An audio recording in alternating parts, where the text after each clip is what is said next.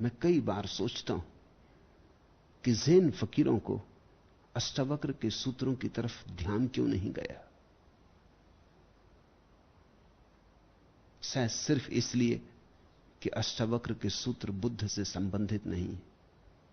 अन्यथा ज़ेन के लिए अष्टावक्र के सूत्रों से ज्यादा और कोई परम भूमिका नहीं हो सकती। अष्टावक्र का सारा कहना यही है कि बिना श्रम के हो जाता है,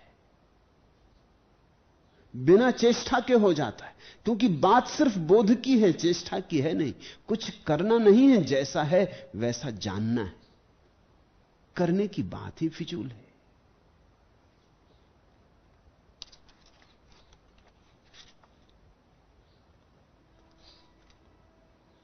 खोजियो तुम नहीं मानोगे, लेकिन संतों का कहना सही है। जिस घर में हम घूम रहे हैं उससे निकलने का रास्ता नहीं है। शून्य और दीवार दोनों एक है, आकार और निराकार दोनों एक है। जिस दिन खोज शांत होगी तुम आपसे यह जानोगे कि खोज पाने की नहीं, खोने की थी। यानी तुम सचमुच में जो हो वही होने की थी। खोजियो तुम नहीं मानोगे, लेकिन सत्य ऐसा ही है। खोजना नहीं है, तुम उसे लिए ही बैठे हो। कहीं जाना नहीं है, तुम उसके साथ ही पैदा हुए हो। सत्य तुम्हारा स्वभाव सिद्ध अधिकार है। तुम चाहो तो भी उसे छोड़ नहीं सकते। तुम चाहो भी कि उसे गंवा दें तो गंवा नहीं सकते, क्योंकि तुम ही वही हो। कैसे गंवाओगे? कहां तुम जाओगे? जहां तुम जाओगे सत्य तुम्हारे साथ होगा। यह कहना ही ठीक नहीं कि सत्य तुम्हारे साथ होगा, क्योंकि इससे लगता है जैसे दो हैं। तुम सत्य हो, तत्वमसि, तुम वही हो। तो छोड़ोगे कैसे? भागोगे कैसे?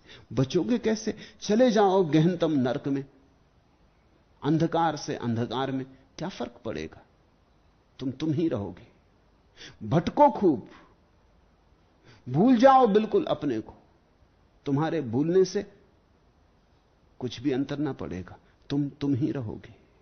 भूलो कि जागो, तुम ही रहोगे। जिस दिन खोज शांत होगी तुम आपसे आप यह जानोगे कि खोज पाने की नहीं, खोने की थी।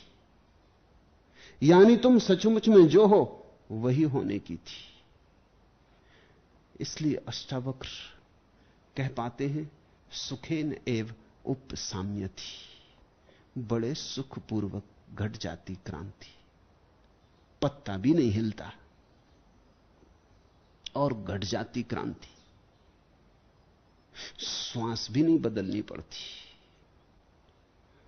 पैर भी नहीं उठाना पड़ता, कहीं गए बिना आ जाती मंजिल। क्योंकि मंजिल तुम अपने भीतर लिए चल रहे हो। तुम्हारा घर तुम्हारे भीतर है, वो दूसरा किनारा तुम्हारे भीतर है। एक है किनारा तुम्हारे बाहर और एक है किनारा तुम्हारे भीतर। तुम्हारे भीतर और बाहर, इन दो किनारों के बीच प्रवाह है परमात्मा का।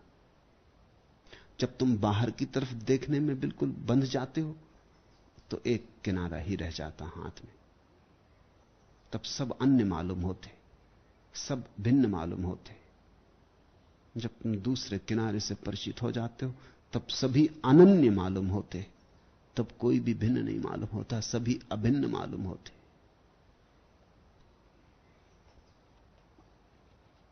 सबको बनाने वाला ईश्वर है, यहां दूसरा कोई नहीं। ऐसा जो निश्चयपूर्वक जानता है वह पुरुष शांत है।